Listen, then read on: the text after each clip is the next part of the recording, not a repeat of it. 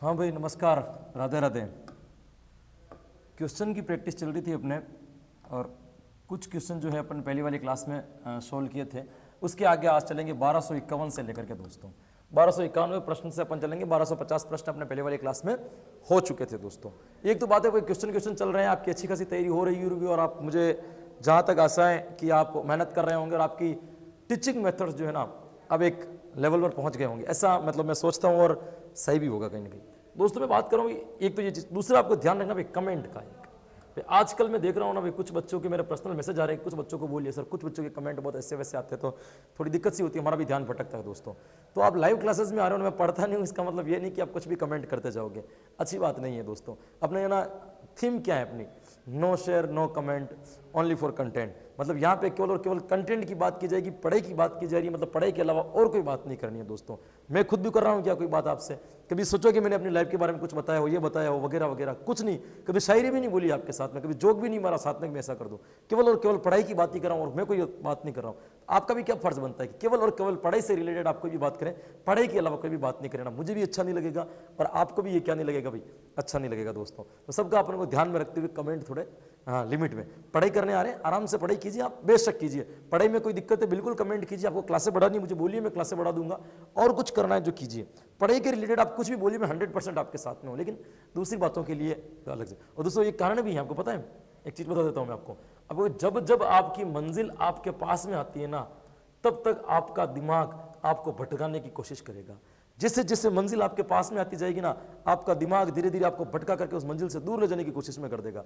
कारण क्या है, यही तो कारण है, भगवान आपसे परीक्षा लेना चाहता है कि आप कितना अपने काम के प्रति एकाग्र हो, कितना ध्यान लगा करके अपने काम को कर सकते हो, कितना आपका ध्यान भटक सकता है। ये सारी परीक्षाएं आपकी ली जाती है दोस्तों। तो जिस रेट की आपके पास आ रही है ना, आपका दिमाग घूम रहा नहीं दूर ऐसे वैसे कामों में, इसको रोको, ये मंजिल हाथ से निकल जाएगी, और मंजिल हाथ से निकल जाएगी तो बहुत पछताओगे दोस्तों।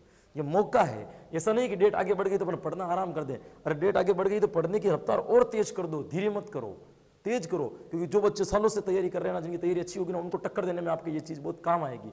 तो तैयारी की रफ्तार और बढ़ाओ, तैयारी को कम मत करो। इसलिए कमेंट में दूसरी बातें छोड़िए, आप इस चीज़ को बढ़ाने की कोशिश कीजिए। आपको सब कुछ तो दे रहा हूँ मैं ना, थ्योरी की क्लासेस ही मिल रही हैं आजकल, थोड़ी थोड़ी एक दो क्लासें आ रही हैं आपके पास में, धीरे धीरे और बढ़ जाएगी। जैसे जैसे मुझे टाइम मिलेगा वैसे वैसे आपकी क्लासें और बढ़ जाएगी। मैंने कहा है कि जैसे जैसे कि अप्रैल के अंतर्गत आपका टीचिंग मेथड्स का लगभग सारा मैटर करवा दूंगा, और मेरी कोशिश भी यही कि मैं अप्रैल तक आपका सारा का सारा मैटर करवा दूँ दोस्तों। तो आप केवल बने रहिए, बस कमेंट का थोड़ा सा आपको क्या रखना है भाई, ध्यान रखना है। तो बिना किसी टाइम वेस्ट किए दोस्तों, पहला क्वेश्चन ये रहा आपकी स्क्रीन पर। क्या कह रहा है भाई पहला क्वेश्चन, देखिए, यदि एक विद्यार्थी गणित विषय में कई बार अनुत्तीर्ण हो जाता है, तो यह जानने के लिए कि गणित की किस विषय की शाखा में वह कमजोर है, इसमें से कौन सी विधि प्रयोग में लेंगे। यह कह रहा है कि यदि ऐसा कोई स्टूडेंट है, वो गणित में कई बार फेल हो गया है, अब आपको इस चीज का पता लगाना है कि वह गणित की किस शाखा के अंदर कमजोर है, गणित के किस विषय के अंदर कमजोर है।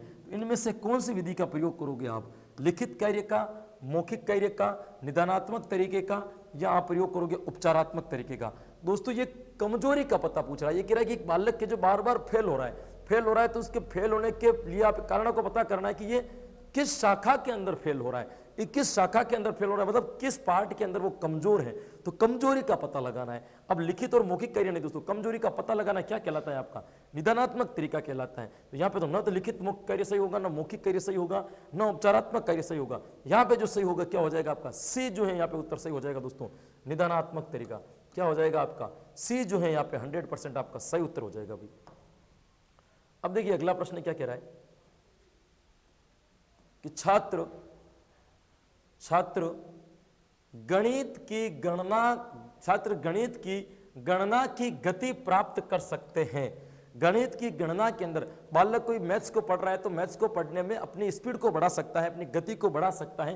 किसके द्वारा, चर्चा या वाद विवाद द्वारा, मौखिक कार्य द्वारा, लिखित कार्य द्वारा, या अभ्यास द्वारा। दोस्तों चर्चा या वाद विवाद द्वारा गणित की गति नहीं बढ़ाई जा सकती। मौखिक कार्य ठीक है, लिखित कार्य भी ठीक है, ये दोनों गणित के एक हिस्से हैं। अगर मौखिक कार्य सही होगा तो फिर लिखित कार्य भी होना चाहिए, दोनों काम अपन गणित से करते हैं। यहाँ पे उत्तर होने की संभावना सही नहीं बनती है। सही उत्तर क्या हो जाएगा आपका, प्रैक्टिस द्वारा। आप गणित के अंदर कितने अभ्यास करते हो, कितनी प्रैक्टिस करते हो, जितनी आप प्रैक्टिस करोगे उतनी क्या होगी आपकी गणित की गणना करने की जो गति है वो क्या हो जाएगी, तेज हो जाएगी, गति की रफ्तार बढ़ जाएगी। तो अब गणित के अंदर जो मुख्य भाग होता है ना वो क्या होता है, अभ्यास। गणित को केवल और केवल सीखने का एक ही तरीका है, अभ्यास। जिसका जितना अभ्यास करोगे गणित विषय आपका उतना ही अच्छा बनता जाएगा। तो डी जो होगा दोस्तों यहाँ पे क्या हो जाएगा, आपका सही उत्तर हो जाएगा। भाई क्या उत्तर हो जाएगा, डी यहाँ पे आपका सही उत्तर हो जाएगा। ये देखिए अगला प्रश्न,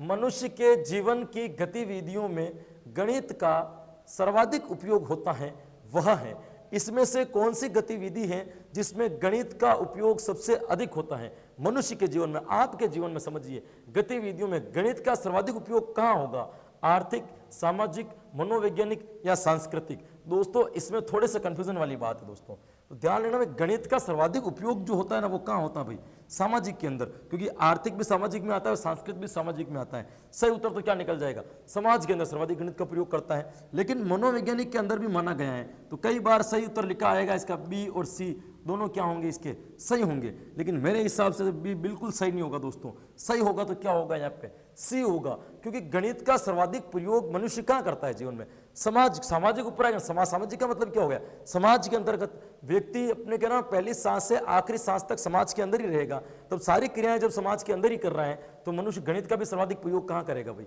समाज के अंदर ही करेगा ना। तो सही उत्तर इसका जो होना चाहिए ना वो क्या होना चाहिए भाई, सी होना चाहिए। लेकिन कुछ किताबों में इसका उत्तर बी और सी दोनों लिखा हुआ है दोस्तों, उनके हिसाब से भी सही है। मनोवैज्ञानिक प्रयोग भी इसका बहुत अधिक है, सर्वाधिक है। लेकिन प्रत्येक आम मानुष जो है, आम इंसान जो है वो कभी भी मनोवैज्ञानिक के तरीके से गणित का प्रयोग नहीं कर सकते। आप पढ़े लिखे हो आप कर सकते हो, बाकी सारे लोग नहीं कर सकते। तो यहाँ पे जो उत्तर आपका सही होगा ना भाई क्या हो जाएगा, सी आपका यहाँ पे सही उत्तर हो जाएगा। देखिए अगला प्रश्न, निम्नलिखित में से कौन सा कथन गणित में निदानात्मक परीक्षण की उपयोगिता के संदर्भ में असत्य है। ये कह रहा है कि इसमें से ऐसा कौन सा परीक्षण है, जो ऐसा कौन सा कथन है जो गणित के अंदर होने वाले निदानात्मक परीक्षण अर्थात समस्या का पता लगाने के लिए जो परीक्षण किया जाता है उसकी उपयोगिता के संदर्भ में असत्य है, कि उसका उपयोग नहीं है, उसके लिए कथन असत्य कथन है। तो इनमें से 3 सत्य होंगे और 1 असत्य होगा। पढ़ते देखो क्या क्या है। यह जानना कि विद्यार्थी किस प्रकार की त्रुटियां करते हैं, यह जानना कि इन त्रुटियों का कारण है, कारण क्या है, यह जानना कि इन त्रुटियों का किन्हीं अन्य त्रुटियों से संबंध है, विद्यार्थियों की गणित में उपलब्धि को जानने के लिए। बात किसकी कर रहा है ये, वो निदानात्मक परीक्षण की कर रहा है दोस्तों। तो क्या कमजोरी का पता लगाने के लिए ये काम करेंगे कि नहीं करेंगे, यह जानना कि विद्यार्थी किस प्रकार की त्रुटियां करते हैं, बिल्कुल तभी तो त्रुटि का पता लगेगा, यह तो बिल्कुल सही है।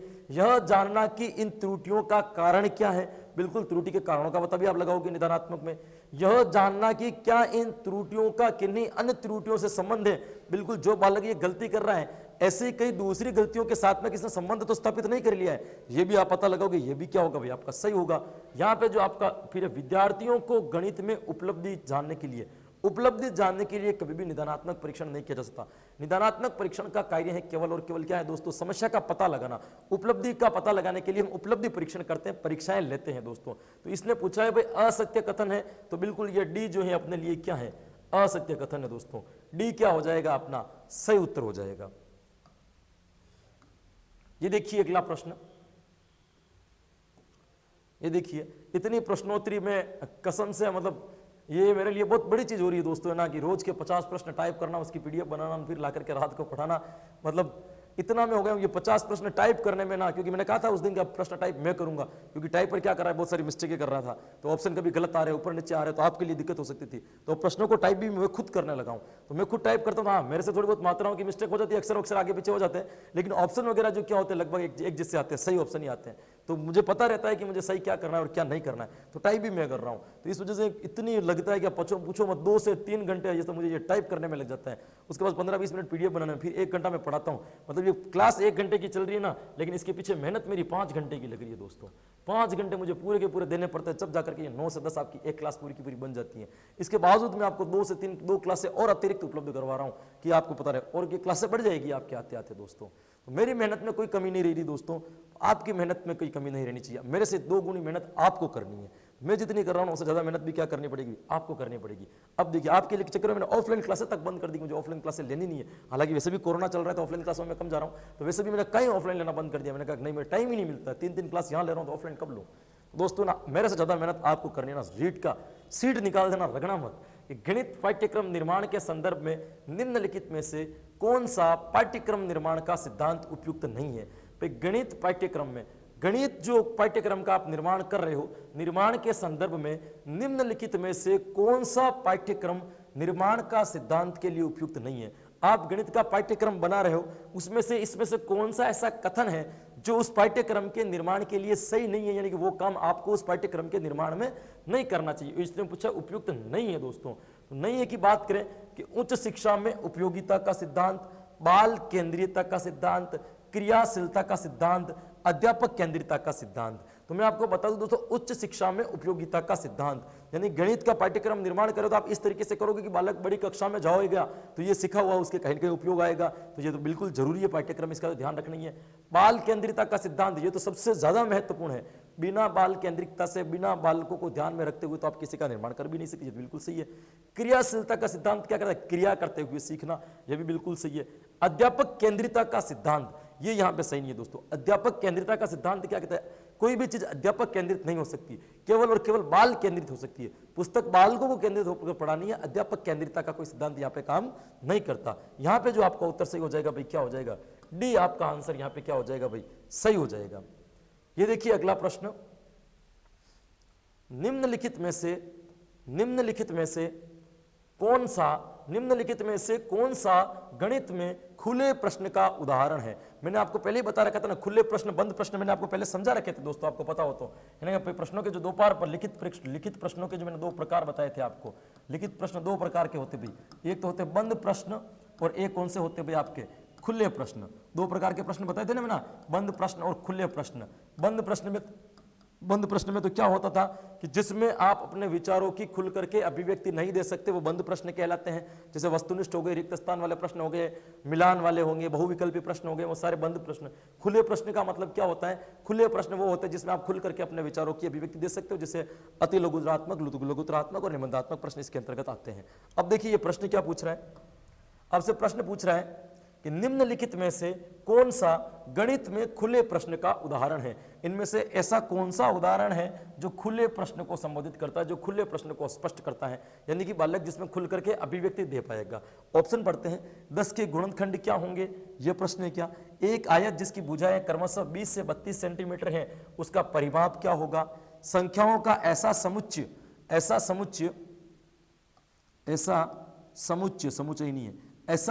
बताओ जिसकी मध्यिका 4 हो, त्रिभुज के अंतः कोणों को जोड़ दिया जाए तो क्या परिणाम प्राप्त होगा। यह पूछ रहा है खुले प्रश्न की आवृत्ति, इनमें से ऐसा कौन सा प्रश्न है जिसमें बालक जो है ना खुल करके अभिव्यक्ति दे पा रहा है। दोस्तों पहला प्रश्न, देश के गुणनखंड क्या होंगे, बिल्कुल खुल करके इसकी अभिव्यक्ति नहीं दे पाएगा, पिन पॉइंटेड आंसर होगा। ये कह रहा आयत जिसकी भुजाएं 20 से 32 सेंटीमीटर है, उसका परिणाम क्या होगा, वो परिणाम निकाल देगा। 20 × 32 जो भी होता है, जिस भी गणित की जो प्रक्रिया होगी इसके आधार पर जल्दी से निकाल देगा।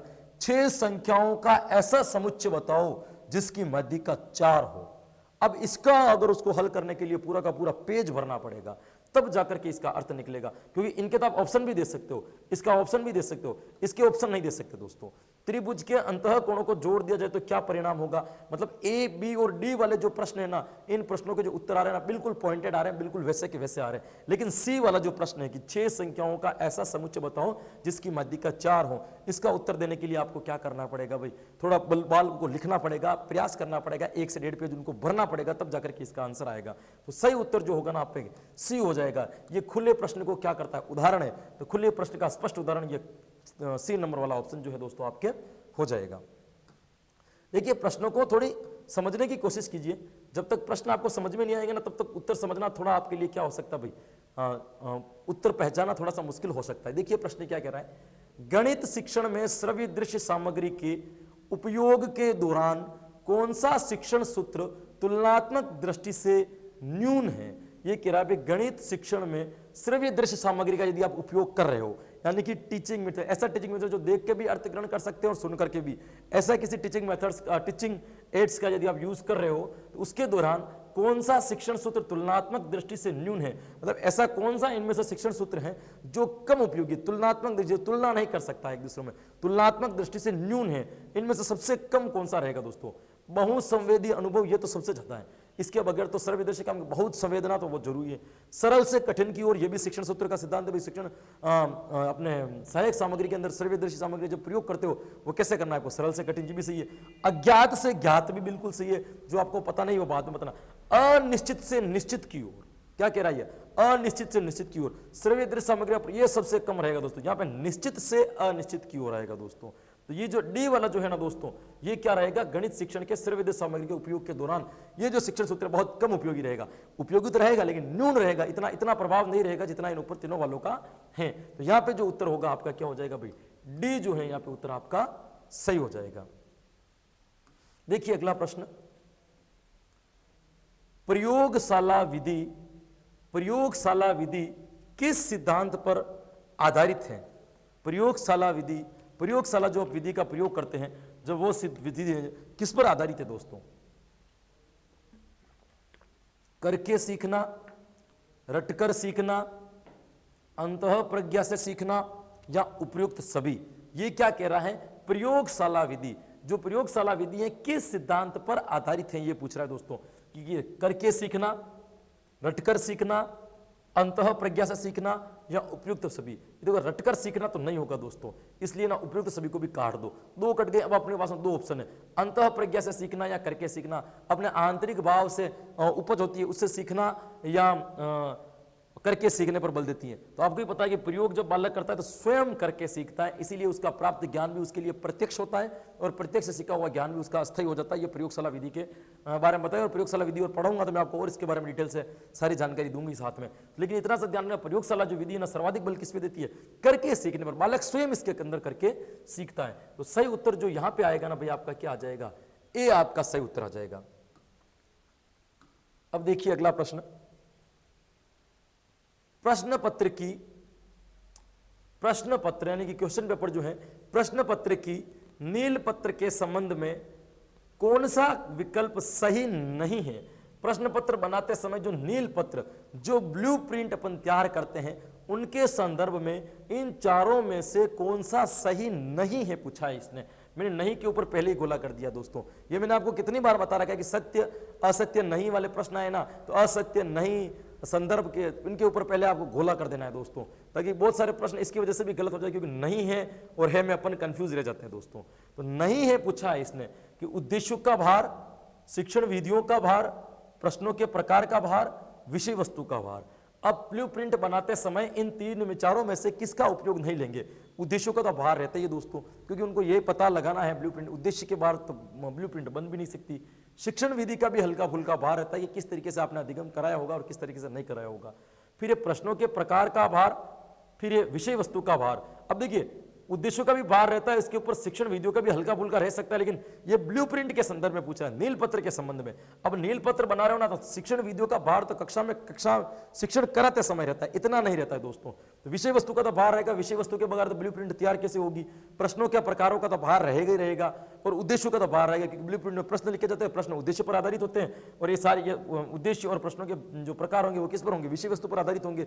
यहाँ पे अगर किसी का भार नहीं तो वो है शिक्षण विधियों का भार। ब्लूप्रिंट बनाते समय शिक्षण विधियां आपके लिए इतनी कारगर काम नहीं करती। मैंने मूल्यांकन समझ लेना, मूल्यांकन आए तो वहां पे शिक्षण विधियां काम करती हैं, लेकिन प्रश्न पत्र ब्लूप्रिंट आप बना रहे हो ना, तो ब्लूप्रिंट में शिक्षण विधियों का कोई भार नहीं रहता। यहां पे जो आपका उत्तर सही निकलेगा ना भाई, क्या निकल जाएगा, बी जो है आपका उत्तर यहां पे सही निकल जाएगा।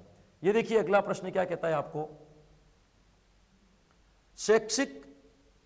शैक्षिक उद्देश्यों का वर्गीकरण का व्यवहार स्तर है। शैक्षिक उद्देश्यों का जो वर्गीकरण करते हैं, इनका व्यवहारिक उद्देश्य क्या है, ये दैनिक जीवन में जो व्यवहार में आता है उसका उद्देश्य व्यवहार स्तर क्या है, व्यवहार का स्तर क्या है दोस्तों। कौन सा उद्देश्य पूछा है इसने, शैक्षिक उद्देश्य, जो सारे बच्चों के लिए एक जैसे, जो सारे विषय के लिए एक जैसे, जो शिक्षा प्रारंभ करने से पहले जिनका निर्माण किया जाता है। तो शैक्षिक उद्देश्यों का वर्गीकरण का व्यवहार का स्तर क्या है, ये पूछ रहा है दोस्तों। तो ये पूछ रहा है उद्दीपन, नियंत्रण, समन्वय या आदत का निर्माण। किसका उपयोग पूछ रहा है, ये व्यवहारिक उपयोग पूछ रहा है। शैक्षिक उद्देश्य का जो निर्माण करते हो उसका व्यवहारिक स्तर क्या है, व्यवहार के रूप में, बालक के दैनिक जीवन के रूप में आप क्या चाहते हो, उद्दीपन, नियंत्रण, समन्वय या आदत का निर्माण। देखिए उद्दीपन नहीं चाहते हैं, बालकों के ऊपर नियंत्रण भी नहीं चाहते हैं, समन्वय भी इतना नहीं है दोस्तों। आदत का निर्माण, व्यवहारगत परिवर्तन। व्यवहारगत परिवर्तन का मतलब क्या होता है? आदतों का परिवर्तन दोस्तों। तो ये पूछ रहा है शैक्षिक उद्देश्यों का वर्गीकरण, है ना। शिक्षण उद्देश्य नहीं पूछा, शैक्षिक उद्देश्य।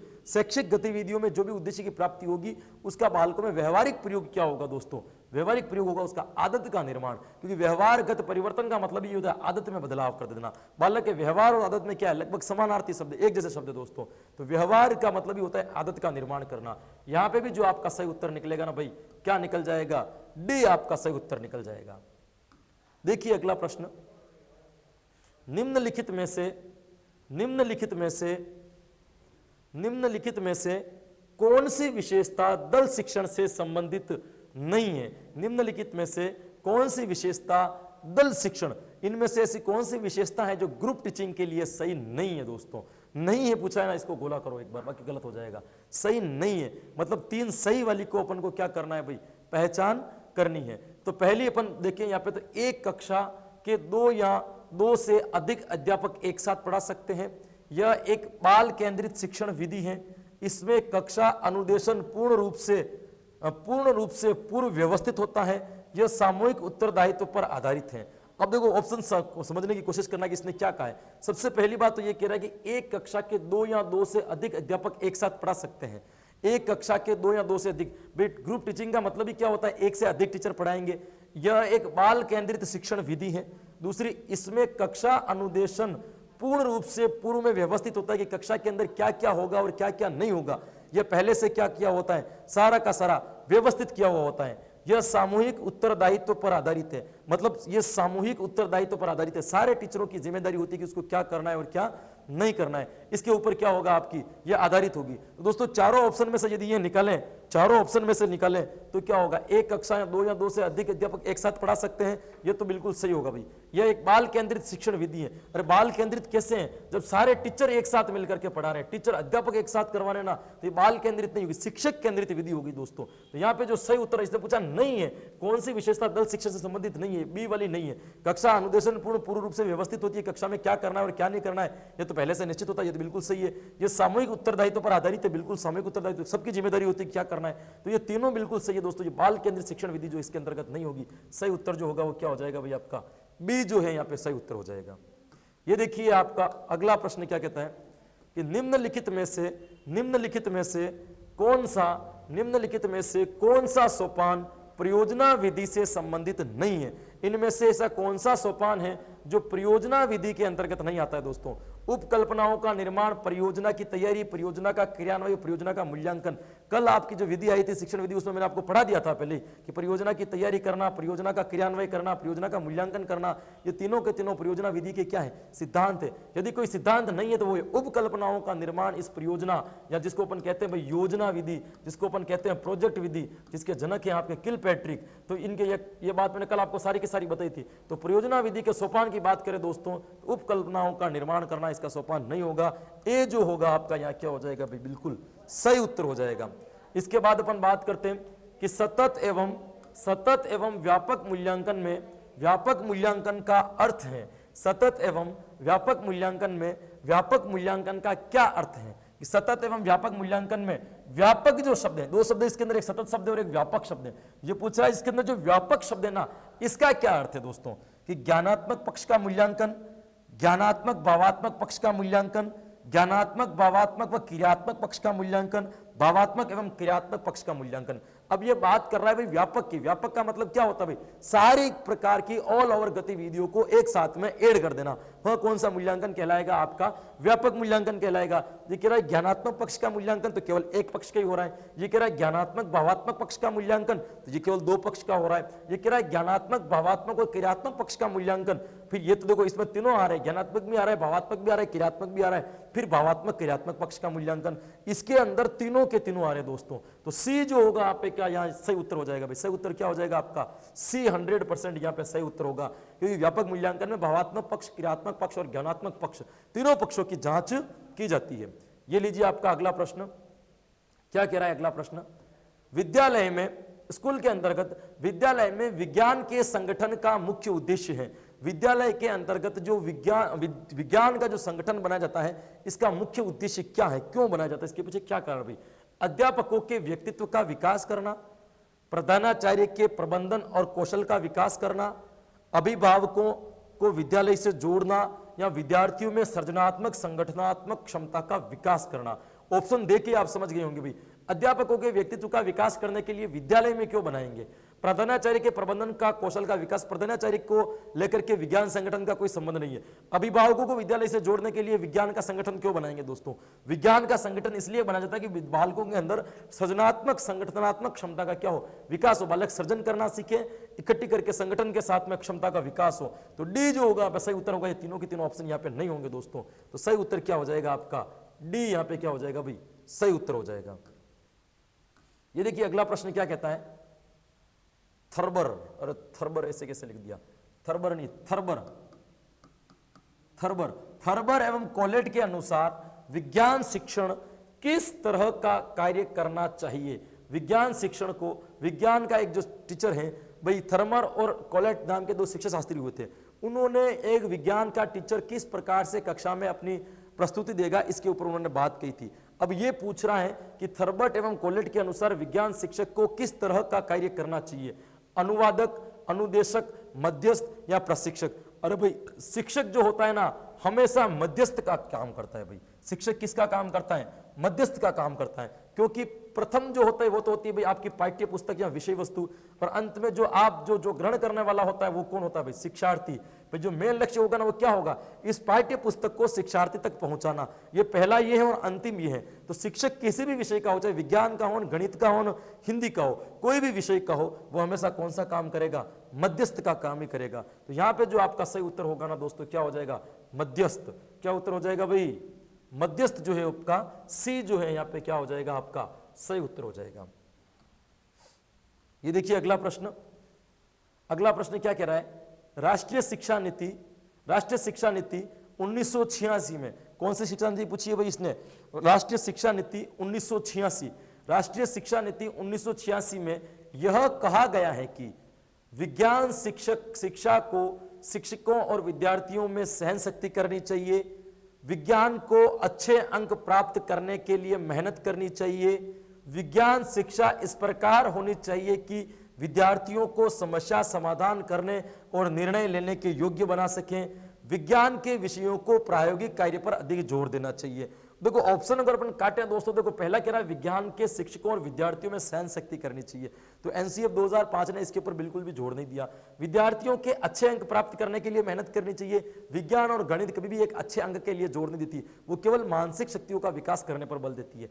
तीसरा कह रहा है विज्ञान शिक्षा इस प्रकार होनी चाहिए कि विद्यार्थियों की समस्या समाधान करने और निर्णय लेने के योग्य बना सके, कि बालक समस्याओं का समाधान कर सके। तो यहाँ पे सही उत्तर आपका सी होगा। विज्ञान का मेन उद्देश्य यही, और एनसीएफ राष्ट्रीय शिक्षा नीति 1986 ने ये बात कही है कि विज्ञान के विषयों में प्रायोगिक कार्य पर अधिक जोर देना चाहिए, प्रायोगिक कार्य पर ज्यादा जोर नहीं देना चाहिए। ये तो प्रायोगिक कार्य पर जोर देना चाहिए ये बात कही थी, लेकिन प्रायोगिक जो कार्य पर जोर देने के लिए इससे भी ज्यादा जोर किसने दिया था?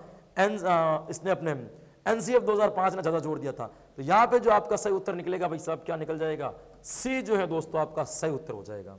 ये देखिए आपका अगला प्रश्न, विज्ञान को सीखना, विज्ञान को करना और विज्ञान को सीखने का कोई और तरीका नहीं है, यह कथन किसका है? कि विज्ञान को सीखना, विज्ञान को करना, मतलब विज्ञान को सीखने का मतलब यह है कि विज्ञान को पकड़ना, विज्ञान बन जाना, यही विज्ञान को सीखने का और कोई दूसरा तरीका नहीं है। या तो विज्ञान को करो, विज्ञान को हल करोगे तब आप विज्ञान सीख पाओगे, बाकी विज्ञान सीखने का और कोई तरीका नहीं है। यह कथन इनमें से किन शिक्षा शास्त्री के द्वारा दिया गया है दोस्तों?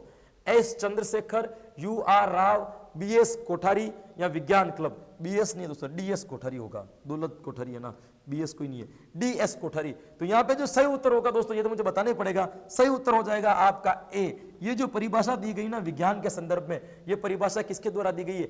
एस चंद्रशेखर के द्वारा दी गई है।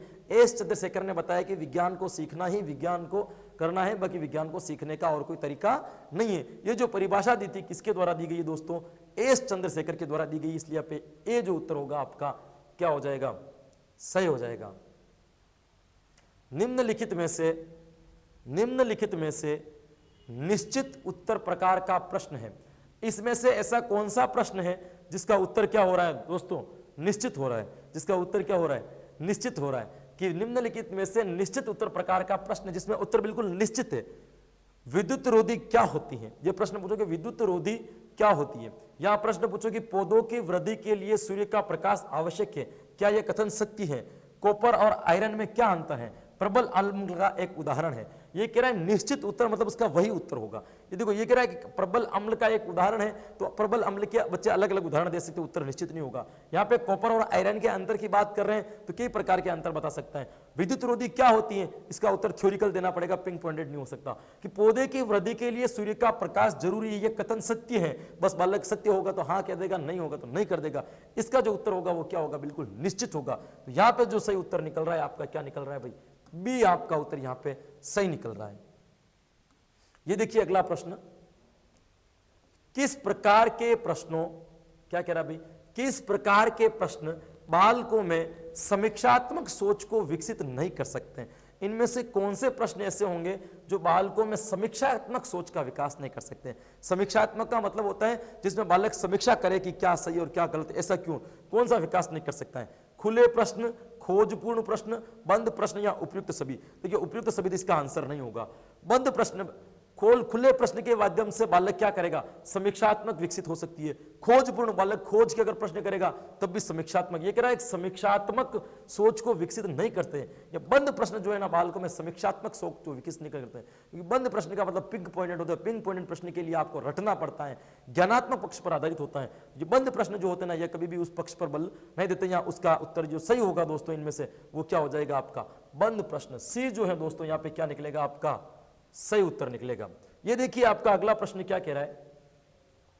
अगला जो प्रश्न की बात करें दोस्तों, अगला प्रश्न कह रहा है अंधविश्वासों से मुक्ति का अर्थ है। ये विज्ञान का प्रश्न है भाई। अंधविश्वासों से मुक्ति का अर्थ है, अंधविश्वासों से मुक्ति का क्या अर्थ है, अंधविश्वासों से दूर करने का क्या अर्थ है भाई। परंपरागत रूढ़ियों पर विश्वास नहीं करना, किसी भी बात पर विश्वास नहीं करना, किसी भी बात पर अंधा होकर विश्वास करना, या कोई नहीं। ये कह रहा है अंधविश्वास मुक्ति का अर्थ क्या है, किसी भी बात पर अंधा होकर विश्वास करना, क्या इसको अपन अंधविश्वास कहेंगे, नहीं। किसी भी बात पर विश्वास नहीं करना, इसको अंधविश्वास कहेंगे, नहीं। परंपरागत रूढ़ियों पर विश्वास, परंपरागत रूढ़ियों पर विश्वास न करना, ये कह रहा है कि मुक्ति का अर्थ नहीं होगा किसी भी बात पर अंधा होकर विश्वास करना। अंधविश्वास का मतलब तो यही होगा भाई, किसी भी बात पर, अंधविश्वासों का मतलब होता है परंपरागत रूढ़ियों पर विश्वास करना, नहीं ऑप्शन नहीं होगा दोस्तों। परंपरागत, ये कह रहा है मुक्ति का अर्थ है, हाँ ये मुक्ति का अर्थ सही है भाई, सही ऑप्शन। अंधविश्वासों से मुक्ति का अर्थ है, अंधविश्वास जैसे दूर हो रहा है ना उसको क्या, मुक्ति का अर्थ मतलब अंधविश्वास दूर हो गया। अब क्या पता चल रहा है, परंपरागत रूढ़ियों पर विश्वास नहीं करना मतलब अंधविश्वास से मुक्ति होगी। परंपरागत रूढ़ियों पर विश्वास करेगा मतलब अभी तक अंधविश्वास में है। तो परंपरागत रूढ़ी है मतलब जो परंपराएं चलती आ रही है, क्या ये सही है या गलत है, उसको अंधविश्वास कहते हैं। जो लोग केवल बिना किसी तर्क चिंतन के इसलिए मानते हैं क्योंकि ये हमारे पूर्वज भी करते हैं या शुरू से होती हुई आ रही, जिसका पता नहीं होता है। तो ये मुक्ति से अर्थ है दोस्तों विश्वास नहीं करना, ए जो होगा यहाँ पे सही उत्तर होगा। देखिए अगला प्रश्न, विज्ञान शिक्षण का उच्च प्राथमिक स्तर पर अन्य विषय की तुलना में स्थान होगा, पहला, दूसरा, तीसरा या इनमें से कोई नहीं।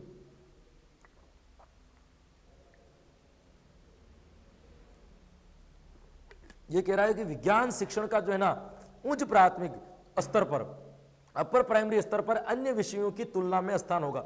दूसरे विषय की तुलना में विज्ञान का कौन सा स्थान होगा दोस्तों, क्योंकि बालक के अंदर अंधविश्वास जो बढ़ता है ना दोस्तों यहीं से बढ़ना है। 6 से 8 वर्ष की जो कक्षा है ना, यहाँ पे यदि बालकों का दृष्टिकोण वैज्ञानिक कर दिया जाए तो बालक जीवन भर वैज्ञानिक तरीके से, बालक का भरपूर बदलाव यही होता है दोस्तों। ये कौन सी होती है, हाँ ये जो अवस्थाएं होती कौन सी होती है, उत्तरा बाल्यावस्था के लगभग मतलब मध्यमा बाल्यावस्था का समय चलता रहता है। इस वक्त बालक किसी भी चीज पर विश्वास करना या नहीं करना ये इसके लिए समायोजित वाला समय रहता है कि इस समय बालक किस पे भरोसा करे या नहीं करे, कौन अच्छा लगेगा, बहुत कम तरीके से होता है। तो यहाँ पे वैज्ञानिक दृष्टिकोण का विकास करना ज्यादा जरूरी है। इसलिए विज्ञान शिक्षण का यदि उच्च प्राथमिक स्तर पर स्थान देखें तो सही स्थान क्या हो जाएगा आपका, ए, पहला स्थान होना जरूरी है भाई। पहले बालकों को विज्ञान पढ़ाओ भाई। प्राथमिक स्तर पर तो भाषा जरूरी है और उच्च प्राथमिक स्तर पर पहला स्तर क्या हो जाएगा आपका, विज्ञान जरूरी है भाई। देखिए अगला प्रश्न क्या कह रहा है, जब 2 या 2 से अधिक जब दो या दो से अधिक विषय को मिलाकर पढ़ाया जाता है तो उसे क्या कहेंगे? दो या, अब विषय पूछ रहा है, अध्यापक नहीं कह रहा है, दो या दो से अधिक विषयों को एक साथ मिलाकर के पढ़ाया जा रहा है, उसे क्या कहेंगे? बहुकक्षीय पाठ, बहुक्लासीय पाठ, बहुकक्षीय पाठ, बहुक्लासीय पाठ, समन्वय पाठ, या कोई नहीं? ये क्लास की जगह पे कोई दूसरा ऑप्शन था, गलत छप गया। सही उत्तर तो इसका समन्वय पाठ है दोस्तों। समन्वय का मतलब होता है कि एक विषय के साथ में दूसरे विषय के साथ में संबंध जोड़ते हुए आपको पढ़ा देना। ऐसा कोई टॉपिक है जो इक्वल है दोनों विषय के अंदर, या सेम मिलता जुलता है, उनको एक साथ में पढ़ाना, तो उसे कौन सा? दो या दो से अधिक विषय को मिलाकर एक साथ पढ़ा रहा है। दो ही विषय में यदि सेम है और एक साथ पढ़ा रहे, समन्वय कहलाएगा। जैसे मैं आपको शिक्षण विद्या पढ़ा रहा हूँ, हिंदी की पढ़ा रहा हूँ और साथ में कह रहा हूँ संस्कृत में यही है, तो संस्कृत और हिंदी की कमांड करके पढ़ा रहा हूँ, तो ये कौन सा कहलाएगा? आपका समन्वय पाठ। यहाँ पे जो सही उत्तर होगा क्या हो जाएगा? आपका सी दोस्तों, सही उत्तर हो जाएगा। देखिए अगला प्रश्न, विज्ञान निकटता का संबंध जिस विषय से रखता है वह है। विज्ञान सबसे ज्यादा निकटता का संबंध किससे रखता है? संगीत, कृषि, विज्ञान का कला से, विज्ञान का संगीत से, विज्ञान का कृषि से, या कोई नहीं दोस्तों? आपका ध्यान जा रहा होगा विज्ञान का कृषि पर। नहीं दोस्तों, विज्ञान का संबंध रहता है कला से। विज्ञान का संबंध कहां से रहता है दोस्तों? कला से रहता है, क्योंकि विज्ञान भी अपने आप में एक आर्ट है। ये कह रहा है विज्ञान का निकटतम संबंध जिस विषय से रखता है, ये कला विषय से सबसे अधिक संबंध रखता है दोस्तों विज्ञान। क्योंकि हर चीज के पीछे लोग, क्योंकि आर्ट जितने भी जो जादू दिखा रहा है, कोई कुछ कर रहा है, हाथों की सफाई वगैरह रखना, डांस वगैरह, जो भी आर्ट वगैरह है वो क्या है? कला है। इसीलिए तो क्या है ना, गणित को भी तो क्या माना गया है? कला माना गया है। गणित भी अपने, जिसको गणित आती है वो एक प्रकार का आर्टिस्ट है। गणित को अपन कहते हैं ना, गणित भी एक कला विषय है। गणित जिसको आती है वो एक प्रकार का आर्टिस्ट है। तो यहाँ पे कह रहा है विज्ञान का किसका संबंध है दोस्तों? विज्ञान का कला के साथ में निकटतम संबंध है। यहाँ पे ए उत्तर जो होगा आपका सही हो जाएगा। कृषि विज्ञान करके मत आ जाना।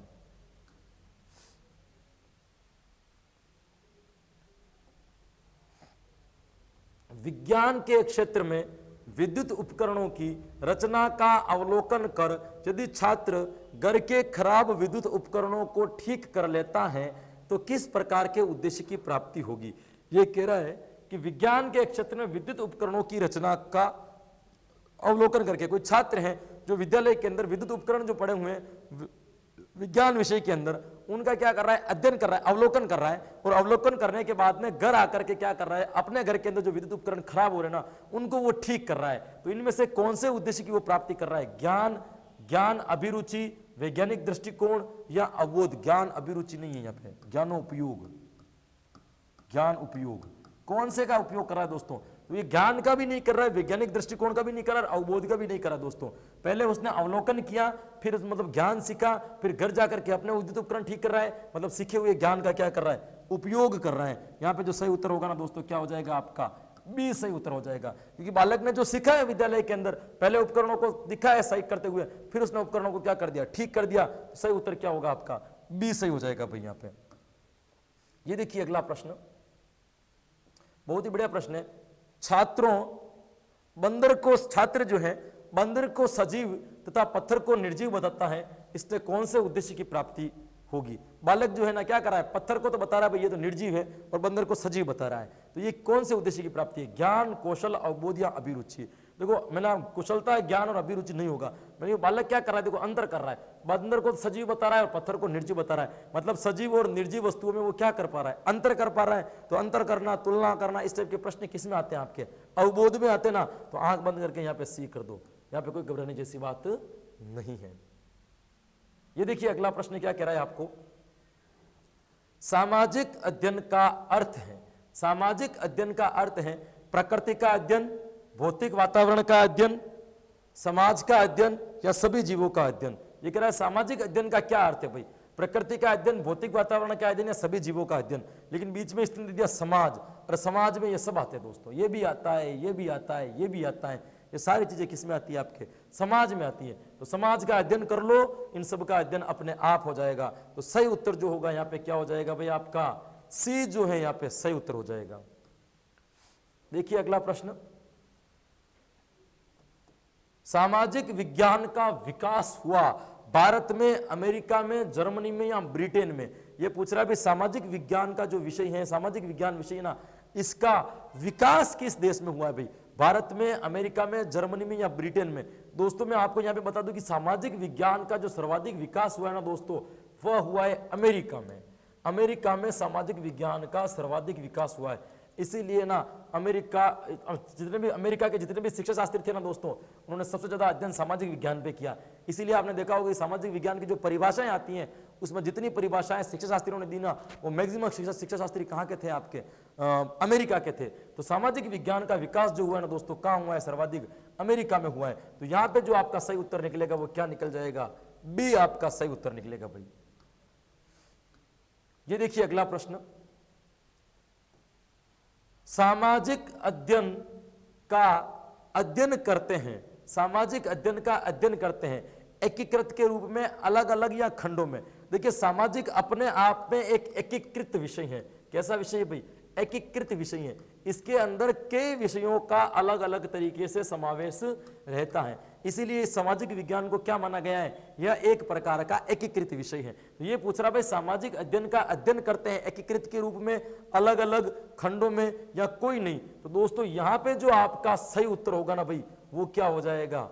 एकीकृत, क्योंकि एकीकृत विषय ही माना जाता है सामाजिक को। यहाँ पे जो आपका उत्तर होगा वह ए सही हो जाएगा। ये देखिए अगला प्रश्न, सामाजिक अध्ययन का प्रमुख केंद्रीय बिंदु है, सामाजिक अध्ययन का प्रमुख केंद्र बिंदु है। सामाजिक अध्ययन का मेन बिंदु कौन सा है? केंद्र बिंदु कौन सा है? मानवीय संबंध, भौगोलिक संबंध, प्राकृतिक संबंध या ऐतिहासिक संबंध? सामाजिक विज्ञान अध्ययन का प्रमुख केंद्र बिंदु, तो देखो ऐतिहासिक, प्राकृतिक, भौगोलिक ये सब ठीक है।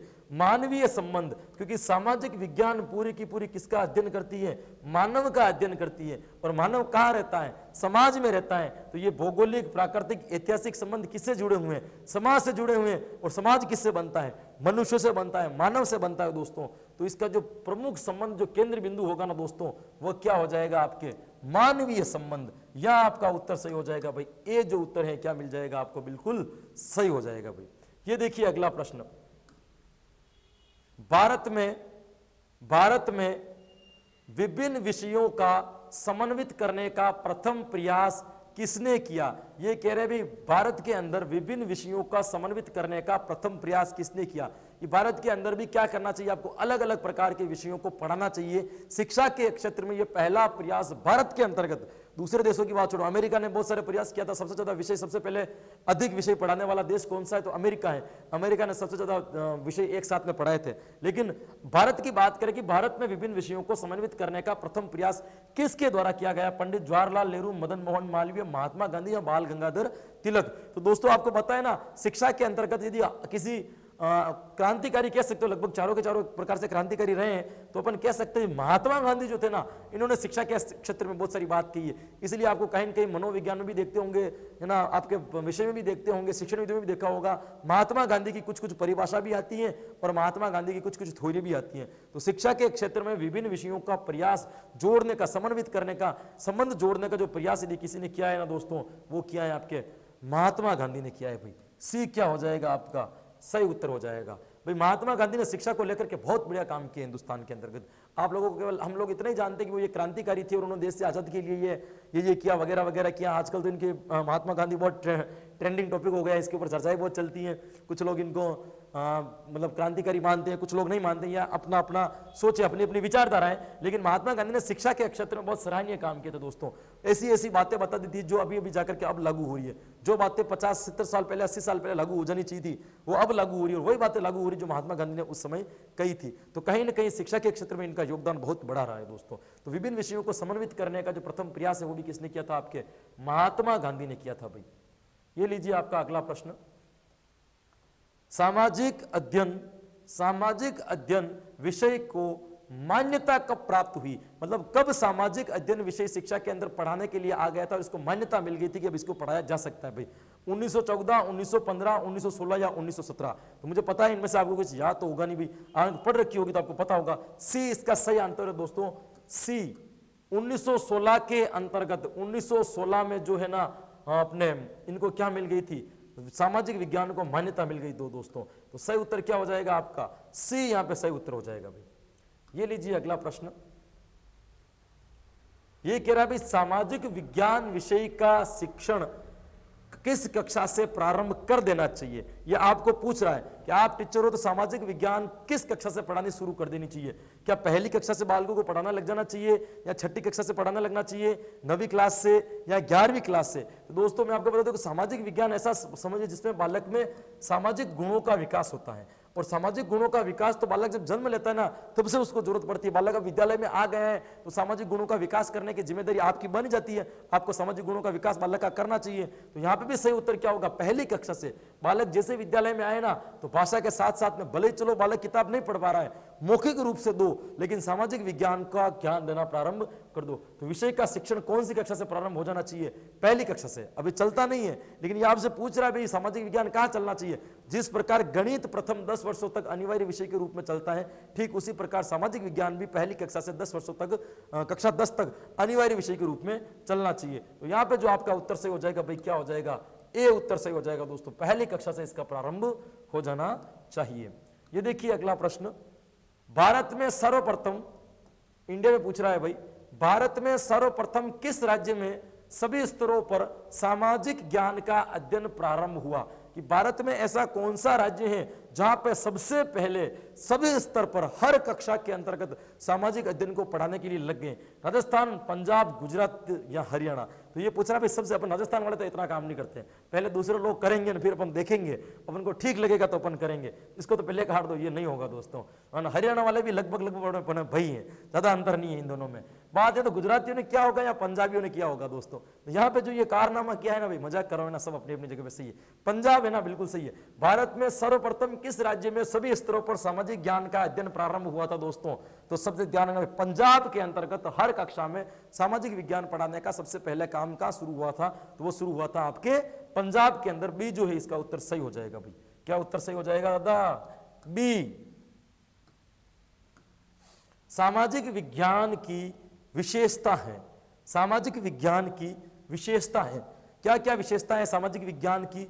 बौद्धिक स्तर, सैद्धांतिक आधार, सामाजिक उपयोगिता या उपयुक्त सभी। यहां पे दिमाग लगाना, हर जगह सामाजिक काम मत कर देना दोस्तों। ये पूछ रहा है सामाजिक विज्ञान की क्या विशेषता है? बौद्धिक स्तर। क्या सामाजिक विज्ञान पढ़ने से बौद्धिक स्तर का विकास नहीं होता है? क्या होता है? 100% होता है। क्या सामाजिक विज्ञान पढ़ने से सिद्धांतों का आधार नहीं है? क्या आपके सिद्धांत नहीं सीखते हो? क्या सीखते हैं। और सामाजिक उपयोगिता तो ही है। यहाँ पे अब डी आंसर सही हो जाएगा दोस्तों। केवल सामाजिक विज्ञान अगर सामाजिक को देख करके राइट नहीं करना है, ऑप्शन वाले ऊपर भी पढ़ना भाई। बौद्धिक विकास भी हो रहा है, सैद्धांतिक आधार भी है इसका। यहाँ पे जो सही उत्तर होगा ना भाई आपका क्या हो जाएगा? डी जो है यहाँ पे क्या हो जाएगा? आपका सही उत्तर हो जाएगा। देखिए अगला प्रश्न, न्यूनतम साधनों के माध्यम से सिद्धांत अथवा तथ्यों का स्पष्टीकरण करने की विधि है।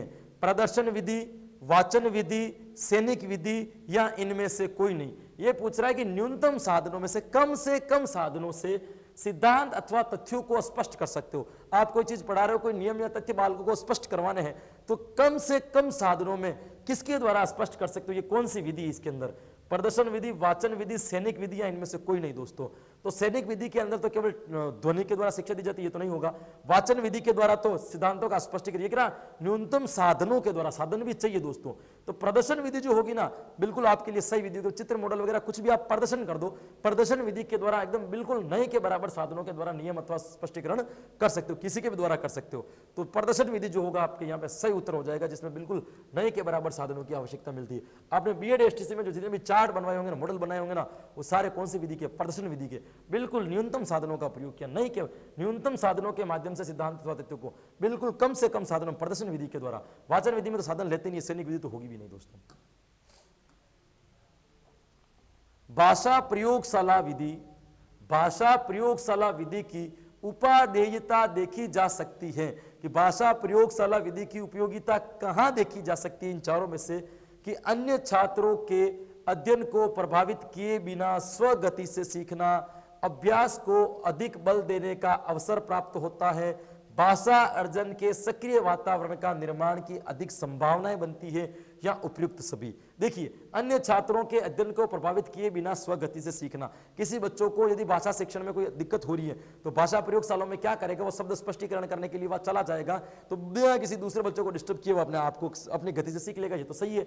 अभ्यास को अधिक बल देने का अवसर प्राप्त होता है, बिल्कुल बालक को अधिक प्रैक्टिस करने का मौका मिलता है, ये भी सही है। 2 सही है तो डी अपने आप में सही निकल रहा है। फिर भी तीसरा पढ़ लो कि भाषा अर्जन को सक्रिय वातावरण का निर्माण की अधिक संभावना है। वहां पे जो भाषा प्रयोगशाला होती है वो भाषा अधिगम, भाषा सीखने के लिए जो सक्रिय माहौल बनता है ना, वो अधिकतर कहां बनता है भाई, भाषा प्रयोगशाला बनता है। तीनों की तीनों बातें सही है। डी जो होगा यहाँ पे उत्तर आपका क्या हो जाएगा भाई, सही हो जाएगा। ये देखिए अगला प्रश्न, छात्रों को विषय वस्तु की उपादेयता, क्या कह रहा है भाई, छात्रों को विषय वस्तु की उपयोगिता के आधार पर छांट कर पढ़ाना चाहिए। छांटने की इस सिद्धांत को कहते हैं। ये कह रहा है विषय वस्तु की उपयोगिता को छांट देना चाहिए, अलग अलग कर देना चाहिए। छांटने की इस विशेषता को क्या कहेंगे, इस विशेषता को क्या कहते हैं? उपयोगिता का सिद्धांत, चयन का सिद्धांत, रुचि का सिद्धांत या समन्वय का सिद्धांत। देखो, समन्वय का सिद्धांत तो कहता है कि संबंध स्थापित करते हुए पढ़ाना। रुचि का सिद्धांत कहता है कि विषय ऐसे पढ़ाना जो बालकों को इंटरेस्टिंग लगे। उपयोगिता का सिद्धांत मतलब होता है जो चीज पढ़ा रहे हो वो बच्चों के जीवन के लिए उपयोगी होना चाहिए। यहाँ पे जो सही उत्तर होगा ना, चयन का सिद्धांत होगा दोस्तों। ये कह रहा है विषय वस्तु को उपयोगिता के आधार पर छांट कर पढ़ने को, छांटने का मतलब ये ना अलग अलग कर रहे हो, चयन कर रहे हो कि इसमें से कौन सा मुझे पढ़ाना है और कौन सा नहीं पढ़ाना है। तो सही उत्तर जो होगा ना वो क्या हो जाएगा भाई, आपके चयन का सिद्धांत। बी जो होगा क्या होगा भाई, यहाँ पे आपके लिए एकदम परफेक्ट उत्तर, एकदम सही उत्तर जो होगा वो कौन सा होगा आपके, बी। ये देखिए अगला प्रश्न, बालक की रुचियों के विकास में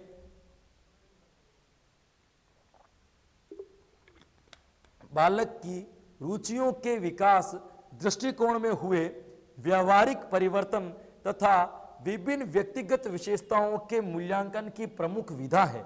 यह क्या कह रहा है कि बालक की रुचियों में विकास दृष्टिकोण में हुए व्यवहारिक परिवर्तन, बालक की जो रुचि है उसमें जो व्यवहारिक परिवर्तन आए हैं उनको तथा विभिन्न व्यक्तिगत विशेषताओं की मूल्यांकन की प्रमुख विधा है कि प्रमुख व्यक्तिगत विशेषता कौन कौन सी जो इस बालक में और इस बालक में नहीं है। एक तो रुचि के अंदर क्या चेंजेस आए, व्यवहार में क्या परिवर्तन आए, उस चीज को जांच करना है। दूसरी व्यक्तिगत भिन्नता कि जो इस बालक में और इस बालक में नहीं है। इसके लिए इनमें से कौन सी विधि जो सबसे सर्वश्रेष्ठ रहेगी, चेक लिस्ट, निरीक्षण, साक्षात्कार, रेटिंग स्किल नहीं होता। तो रेटिंग स्किल एक प्रकार की कर्म निर्धारण माप नहीं होती, ये नहीं होगा। साक्षात्कार तो इंटरव्यू लिया जाता है, इसके द्वारा आप कैसे पता लगाओगे व्यक्तिगत भिन्नता का। चेक लिस्ट 100%, चेक लिस्ट के अंदर तो क्या होता है कि जो बच्चों का आप जांच करते हो ना उस चीज को लिखते हो, बिल्कुल नहीं होगा। निरीक्षण यहाँ पे सही उत्तर होगा। निरीक्षण के द्वारा ही बालकों की रुचियों के विकास के दृष्टिकोण में हुए व्यवहारिक परिवर्तन का भी पता लगाया जा सकता है और साथ साथ में क्या कहे उनकी व्यक्तिगत विभिन्नताओं का भी पता लगाया जा सकता है। यहाँ पे जो सही उत्तर होगा ना भाई क्या हो जाएगा आपका, बी जो है यहाँ पे क्या हो जाएगा आपका, बिल्कुल सही उत्तर हो जाएगा भाई। ये देखिए अगला प्रश्न क्या कह रहा है, निम्न में से कौन सा शैक्षिक कार्यक्रम राष्ट्रीय भावनात्मक एकता स्थापित करने में सबसे अधिक सहायक है? कि इनमें से, इन चारों में से ऐसा कौन सा कार्यक्रम है जो शैक्षिक कार्यक्रम है जो राष्ट्रीय एवं भावनात्मक एकता, भावों के प्रति एकता और राष्ट्रीय एकता के संकेत देता है? स्काउटिंग, खेलकूद, उत्सव एवं पर्व का आयोजन या सामाजिक सर्वेक्षण? तो सामाजिक सर्वेक्षण तो नहीं हो सकता। सर्वेक्षण के माध्यम से कैसे भावात्मक और एकता बढ़ेगी, राष्ट्रीय एकता कैसे बढ़ेगी? खेल कूद भी ठीक है, स्काउटिंग तो नहीं हो सकती। तो सही उत्तर तो इसका निकल रहा है उत्सव एवं पर्व का आयोजन। ये भारत क्या है भाई, सांस्कृतिक प्रदेश है, इसके अंदर अलग अलग संस्कृति वाले लोग रहते हैं। कई प्रकार के संस्कृति के अलग अलग त्योहार आते हैं, अलग अलग होते हैं। तो हर धर्म के लोग, हर संस्कृति के लोग हर त्योहार को एक साथ मिलकर के मनाते हैं। ये तो हिंदुस्तान की खूबसूरती है भाई दोस्तों। तो उत्सव एवं पर्व का आयोजन, हर उत्सव का एक साथ में आनंद लेना, हर पर्व का अपन को क्या लेना है भाई, एक साथ में आनंद लिया जाता है। तो उत्सव एवं पर्व का आयोजन यहाँ पे जो राष्ट्रीय एकता और भावात्मक एकता का जो विकास करता है दोस्तों, कौन सा करता है? उत्सव एवं पर्व का आयोजन। इसीलिए विद्यालय के अंदर हर प्रकार के उत्सव और पर्वों को आपको क्या करना चाहिए दोस्तों, सेलिब्रेट करना चाहिए, मनाना चाहिए, ताकि लोगों के साथ में भावात्मक एकता बढ़े और राष्ट्रीय एकता का भी इसके अंदर विकास हो। तो सही उत्तर जो होगा भाई क्या हो जाएगा आपके यहाँ पे, सी। ये लीजिए आपका अगला प्रश्न, विद्यार्थियों में नेतृत्व क्षमता और उत्तरदायित्व की भावना का विकास करने में स्कूल स्तर पर जो कार्य आयोजित किया जाता है वह है, ये कह रहा है कि विद्यार्थियों में नेतृत्व की भावना, लीडरशिप डेवलप करने के लिए और साथ में उत्तरदायित्व की भावना, जिम्मेदारी की भावना जो विकास करने के लिए कौन सा कार्यक्रम आप स्कूल स्तर पर कर सकते हो, इनमें से कौन सा काम है जो विद्यालय स्तर पर कर सकते हो? छात्र परिषद का गठन, ब्राह्मण का आयोजन, समाज सेवा का आयोजन या उपयुक्त सभी? देखो, समाज सेवा के आयोजन से बालकों में नेतृत्व की क्षमता या उत्तरदायित्व की क्षमता का विकास नहीं होगा दोस्तों। ब्राह्मण के आयोजन में नेतृत्व की क्षमता का विकास होता है, उत्तरदायित्व की क्षमता का विकास इतना नहीं होता है। छात्र परिषद का गठन, विद्यालय के अंदर जो चुनाव कराए जाते हैं उस चुनाव के अंतर्गत बालकों में नेतृत्व की भावना का भी विकास होगा और साथ साथ में उत्तरदायित्व की भावना का विकास भी होगा। जैसे सांस्कृतिक मंत्री बनाते हैं विद्यालय के अंदर, सफाई मंत्री बनाते हैं हम, विद्यालय के अंदर चुनाव रहे होंगे, आप भी कुछ बने रहे होंगे, प्रेसिडेंट भी बने होंगे आप में से कुछ बच्चे, तो उनमें नेतृत्व की भावना का विकास होता है। कैसे होता है कि मान लीजिए किसी को सांस्कृतिक मंत्री बना दिया है तो उसको पता रहता है कि भाई शनिवार आ रहा है, विद्यालय के अंदर शनिवार कार्यक्रम होने वाला है, इस बार ये प्रतियोगिता रह रही है, मुझे इन बच्चों के नाम लिखने, क्या नहीं लिखने, वो अपनी अपनी क्लास में जाके अपनी जिम्मेदारी से काम करता रहता है दोस्तों। और लीडरशिप, नेतृत्व की भावना से काम करता है, कौन कौन इंटरेक्शन में भाग ले रहा है, तू मेरे साथ में रहो, मेरे नाम लाओ, ये इधर बैठेगा, वो इधर बैठेगा, नेतृत्व की भावना, लीडरशिप की भावना बढ़ती है। तो नेतृत्व की भावना और उत्तरदायित्व की भावना का विकास करने के लिए जो सही शब्द है ना वो कौन सा है आपके? छात्र परिषद का गठन करना, छात्रों को चुनाव कराना दोस्तों। विद्यालय में होता है दोस्तों, पता है आपको? हाँ भाई, अनिवार्य है, ऐसा नहीं है कि कॉलेजों में प्रेसिडेंट होते हैं, विद्यालय का भी अध्यक्ष होता है और विद्यालय का अध्यक्ष जो होता है ना भाई, उसके कई जगह पे साइन चाहिए, पता है आपको? बड़ी बड़ी विद्यालय में मीटिंग होती है ना, विद्यालय का जो बच्चा होता है ना, जो अध्यक्ष बनता है, वहाँ पे सिग्नेचर करता है कि हाँ ये मेरे संदर्भ में हुई है। विद्यालय से जो कार्ड निकलते हैं, इन्विटेशन कार्ड वगैरह, जैसे 15 अगस्त 26 जनवरी वगैरह, कोई भी उत्सव है जो आप गाँव के जो अच्छे अच्छे लोग हैं, गवर्नमेंट सर्वेंट या जो बड़ी पोस्ट पे लोग, उनके पास में आप कार्ड पहुंचाते हो, उस कार्ड के ऊपर भी उसके विद्यालय के प्रेसिडेंट के क्या करवाने जरूरी होते हैं? आपके सिग्नेचर करवाने जरूरी होती है। ये छात्र गठन जो है ना एक अनिवार्य क्रिया है। पाठ्यक्रम का अर्थ है, पाठ्यक्रम का क्या अर्थ है? जो विद्यालय में पाठ्यक्रम चलता है उसका वास्तविक अर्थ क्या निकलेगा भाई? विद्यालय की सभी कक्षाओं की विभिन्न विषयों की विषय वस्तु, विद्यालय द्वारा निर्देशित और क्रियान्वित समस्त अनुभव, कक्षा कक्ष में दिए जाने वाले समस्त अधिगम अनुभव, विद्यालय द्वारा निर्देशित समस्त शैक्षिक क्रियाओं का संगठन। ये कह रहा है भाई पाठ्यक्रम का क्या अर्थ है? विद्यालय की सभी कक्षाओं की विभिन्न विषयों की विषय वस्तु की सूची। क्या सूची बनाने को पाठ्यक्रम कहेंगे? नहीं कहेंगे दोस्तों। विद्यालय द्वारा निर्देशित और क्रियान्वित समस्त अनुभव, विद्यालय में जो आदेश और निर्देश के द्वारा जितनी भी क्रियाएं होती है, क्या उसको हम पाठ्यक्रम कहेंगे? नहीं कहेंगे। कक्षा कक्ष में दिए जाने वाले समस्त अधिगम अनुभव, बिल्कुल सही है। कक्षा कक्ष के अंदर की, पाठ्यक्रम का मतलब क्या? जो विषय वस्तु आपको पढ़ाई जा रही है, पढ़ाई कहाँ जाएगी? कक्षा कक्ष में। तो कक्षा कक्ष के अंदर जो भी गतिविधि हो रही है, जो आपको अधिगम अनुभव दिए जा रहे हैं ना, उसी को हम क्या कह देंगे? पाठ्यक्रम कह देंगे। तो यहाँ पे जो आपका सही उत्तर निकल जाएगा ना दोस्तों, क्या निकल जाएगा भाई? सी जो होगा आपका यहाँ पे सही उत्तर होगा भाई।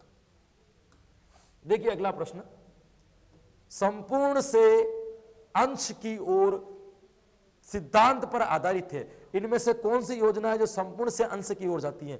दैनिक वार्षिक इकाई, पता ही चल गया होगा आपको, क्योंकि देखो पूरा सिलेबस होता है, उसमें से कौन कौन से पार्ट सेम है उनको मिला करके आप कौन सी योजना बनाते हो? इकाई योजना बनाते दोस्तों। तो ये पूछ रहा है संपूर्ण से अंश की ओर, तो पूरे को टुकड़े में बांट करके कौन काम करता है? आपकी इकाई योजना चलती है। तो इकाई योजना पे सही हो जाए। दैनिक पाठ योजना तो अंश से पूर्ण की ओर चलती है ना, ये अंश से संपूर्ण की ओर चलती है। संपूर्ण से अंश की ओर कौन सी चलती है? आपकी इकाई योजना। तो यहाँ पे भी आपका जो सही उत्तर होगा क्या होगा भाई? सी जो है आपका सही उत्तर निकल जाएगा। ये देखिए अगला प्रश्न, पाठ्यक्रम निर्माण का सिद्धांत है। पाठ्यक्रम का जो आप निर्माण कर रहे हो, विद्यालय में पढ़ाने का जो पाठ्यक्रम बना रहे हो ना, उसका क्या सिद्धांत है भाई? क्रिया का सिद्धांत, उपयोगिता का सिद्धांत, अनुभव एवं निरंतरता का सिद्धांत या उपयुक्त सभी? देखो क्रिया का सिद्धांत भी जरूरी है, पाठ्यक्रम क्रिया से होने। उपयोगिता का सिद्धांत बेहद जरूरी है। अनुभव और निरंतरता का सिद्धांत भी बहुत जरूरी है। तो पाठ्यक्रम निर्माण में इन तीनों सिद्धांतों की उपयोगिता होगी। तो यहाँ पे जो आपका उत्तर सही होगा वो क्या हो जाएगा भाई? डी जो है आपका उत्तर यहाँ पे सही हो जाएगा। ये देखिए अगला प्रश्न, निम्न में से टोली शिक्षण की विशेषता नहीं है। क्या पूछी इसने? टोली शिक्षण की विशेषता नहीं है।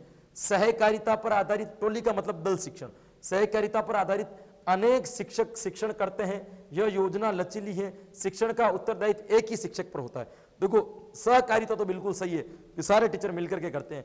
अनेक शिक्षक शिक्षण करवाते, बिल्कुल सही है। टोली शिक्षण का मतलब दल शिक्षण, एक से अधिक शिक्षण करवाएंगे, ये भी सही है। यह योजना लचीली है, ये भी सही भाई। योजना इतनी बढ़िया नहीं, लचीली का मतलब धीरे धीरे कार्य करती है। शिक्षण का उत्तरदायित्व एक ही शिक्षक पर होता है, नहीं होता है।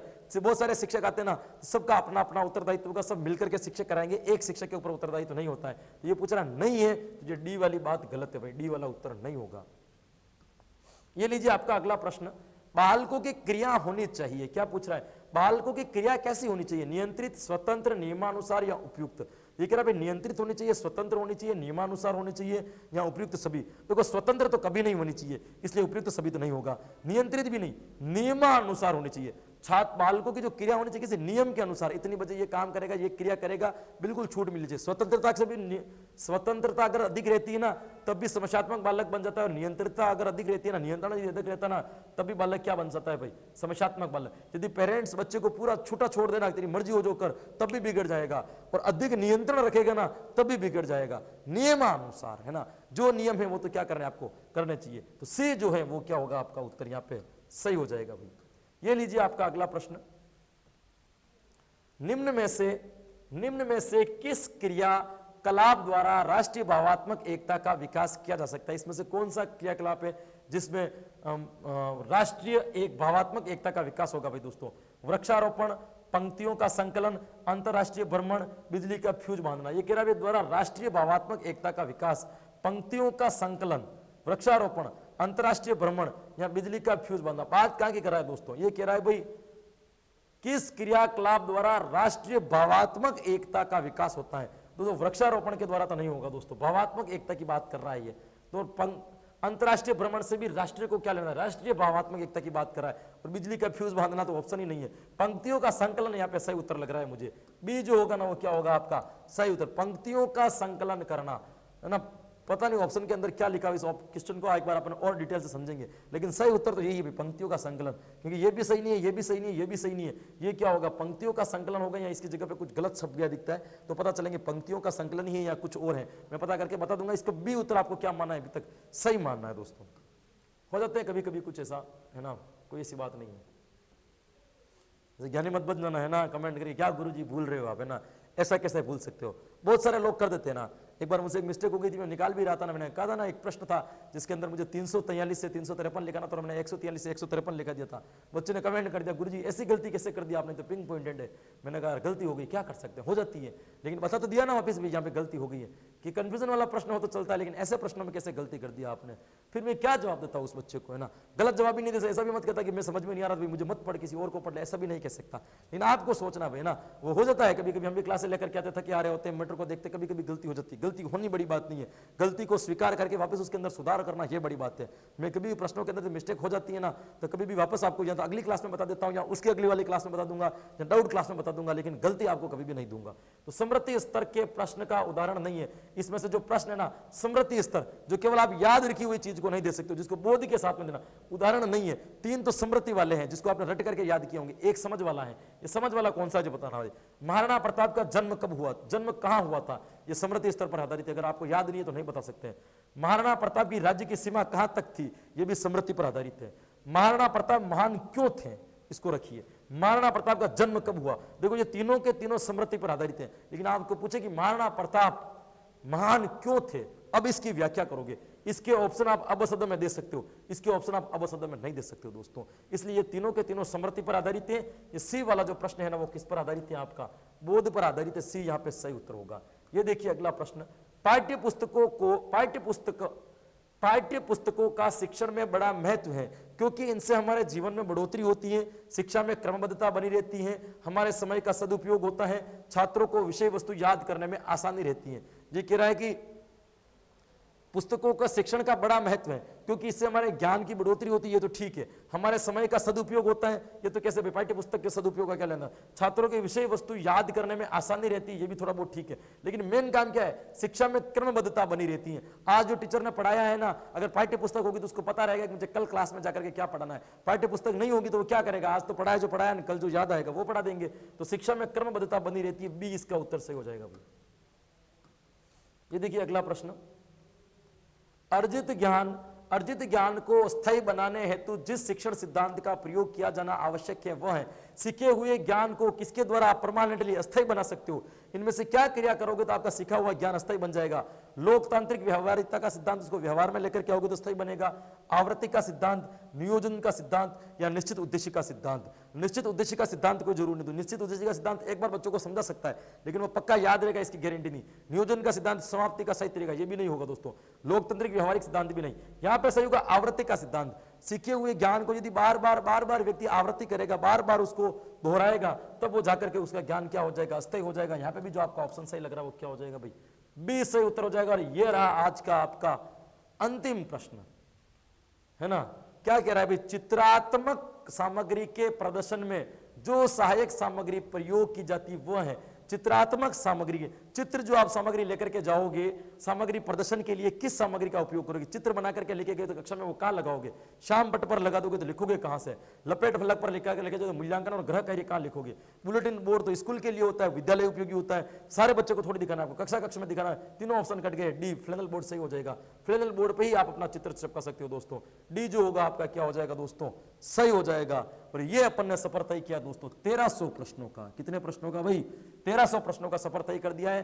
प्रतिदिन आपका लेवल बढ़ा जा रहा है दोस्तों। मैंने थोड़ी सी आपसे रिक्वेस्ट की शुरू में, उस बात का ध्यान रखना है कि क्या कमेंट करना है और क्या कमेंट नहीं करना है। बाकी पढ़ाई से रिलेटेड आप कितने भी कमेंट करो, कितने भी मुझे मैसेज करो, कितने भी कुछ करो, कोई दिक्कत नहीं होगी। मेरे नंबर आपको चैनल के डिस्क्रिप्शन में मिल जाएंगे, वीडियो के डिस्क्रिप्शन में नहीं मिलेंगे, चैनल के डिस्क्रिप्शन में मेरा नंबर है। कुछ ऐसी इंपॉर्टेंट बात है तो देख लीजिए। मेरे जो भी आदमी हैंडल करते हैं वो सब मैसेज को पढ़ते भी है, मुझे जरूरी सूचना है तो मुझे देते भी हैं। मैं आपको सूचना का है ना जो भी सुझाव होगा मेरी तरफ से वो भी मैं आपको उपलब्ध करूंगा। आप ऐसी तैयारी करते रहिए। मेरी तरफ से आपको मंगलमय कामनाएं। आप तैयारी की जो रफ्तार है उसको और तेज कीजिए। मिलते हैं अगली बार नए 50 प्रश्नों के साथ में। तब तक के लिए भाई राधे राधे।